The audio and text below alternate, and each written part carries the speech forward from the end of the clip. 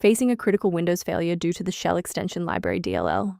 I'm Sophie Chen, a senior Windows support engineer. Let's implement the official repair path today.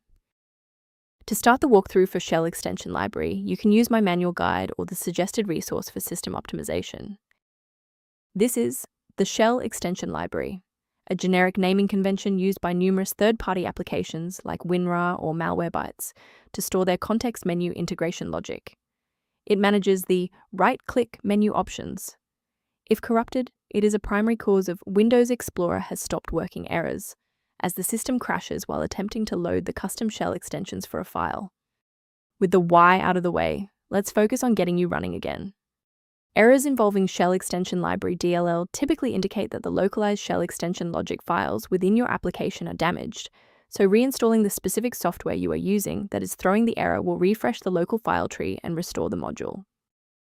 If the installer was unable to bridge the gap, we will move to phase 2 of our diagnostic to refresh the system's memory.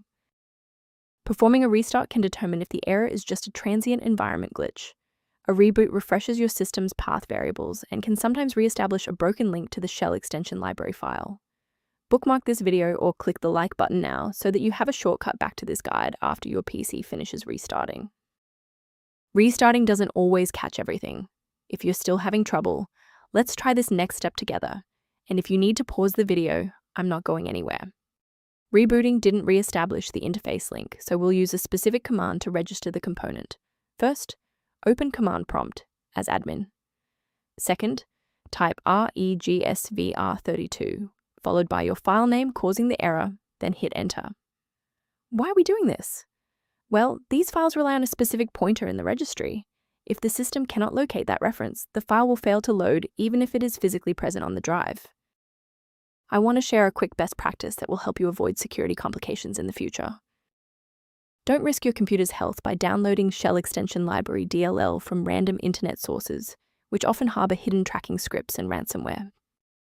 To complement these security best practices, you may want to consider using a diagnostic resource to help manage your system's library references.